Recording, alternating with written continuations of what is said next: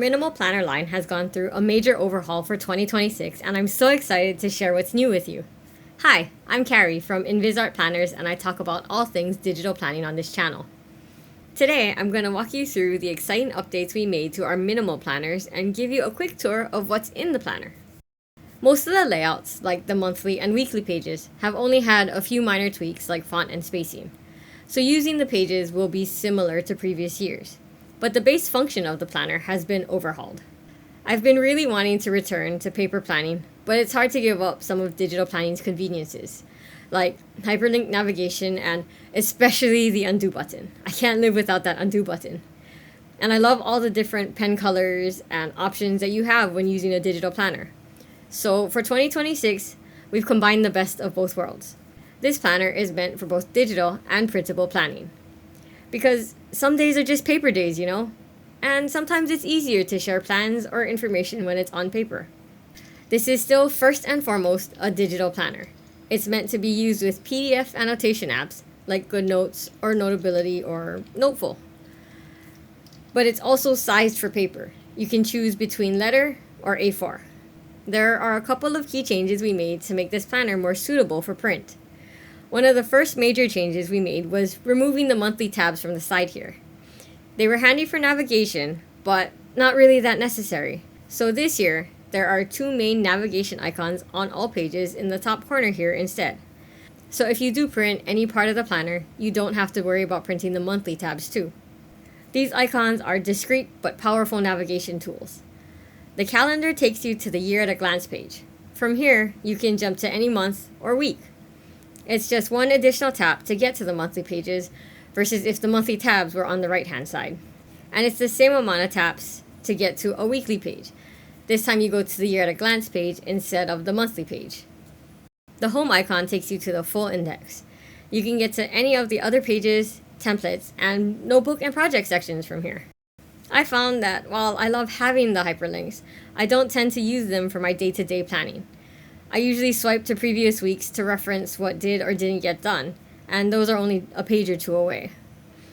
I do tend to use hyperlinks when doing monthly planning, using the notebooks or project planner, or duplicating and adding templates.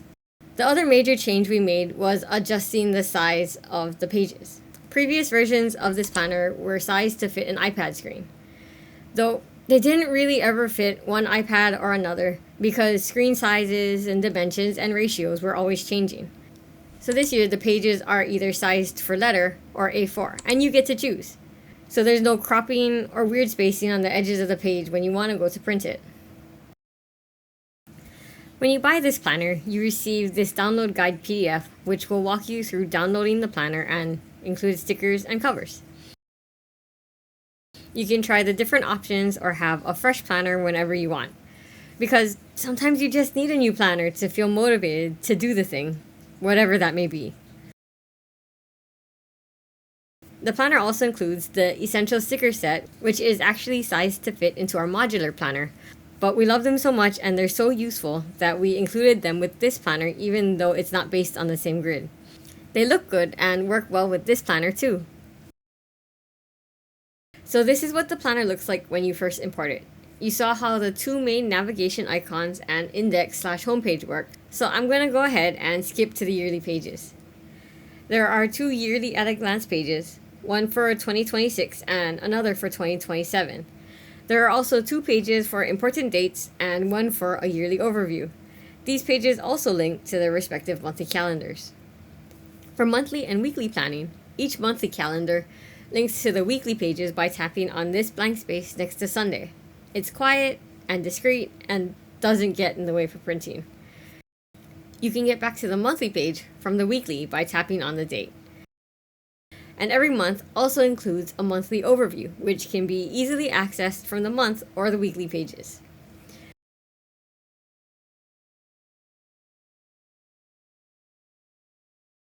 And about those weekly pages, you can choose between 3 different layouts for your planner: wide, dashboard, or classic. And whichever you choose, you can find the other 2 as blank, undated templates in the planner. The classic layout has a simple structure that offers a ton of flexibility. There's space for weekly events on the right with 2 to-do lists on the top and a lot of additional space to do whatever you want with it, like add stickers or widgets or photos, maybe do a little bit of journaling or taking notes. The dashboard is great if you're looking for a little more structure. I love using this weekly when I don't want to overthink my planning, which is kind of ironic considering that there's more to fill in, but since there's less free space, I feel like there are fewer decisions to make. And finally, this wide layout is my favorite for journaling. The week is split into 2 columns, with the left side being narrower. There's also a to-do list, a habit tracker, and a little bit of blank space on the right side of the page. Last year, I used this for my exercise log and absolutely loved it. I added what I did and some key details in the left column, and then wrote a quick note about how the session went on the right. There are also 3 undated daily templates for those days that need a little bit more planning. There's a dashboard, a classic, and minimal option.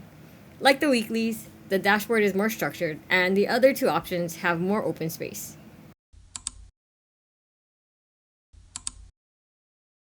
If you need room for project planning and space to organize templates and notes, there are sections for that too.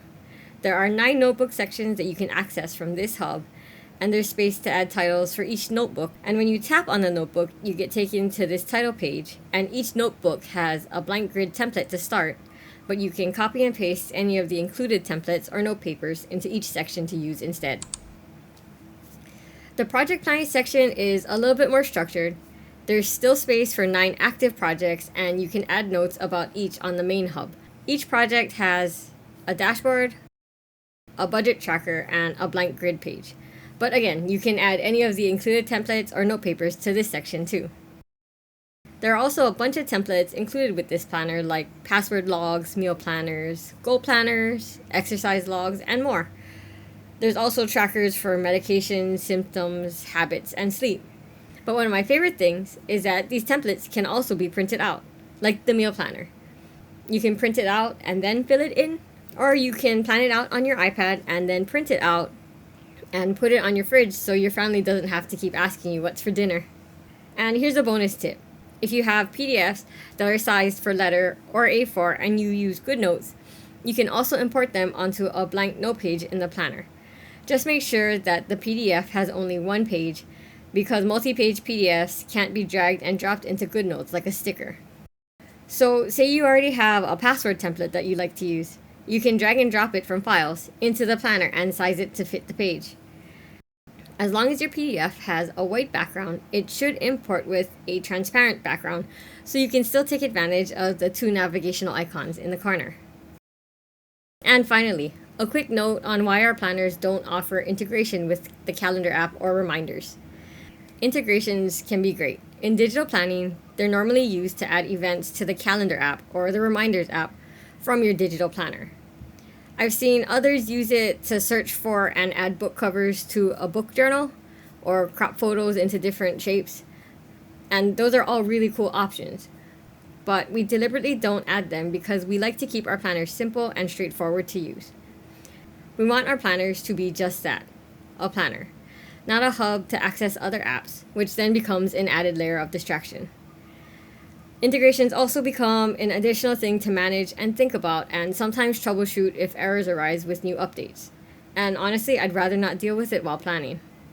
I just want to think about what needs to get done and what my priorities are, and plan everything out. If I have to add an event to my calendar, it doesn't take much more additional effort to open the calendar app and add it. I can even do it from my computer or phone while planning on my iPad, which is what I normally do. And that in a nutshell is our 2026 minimal planners. What do you think?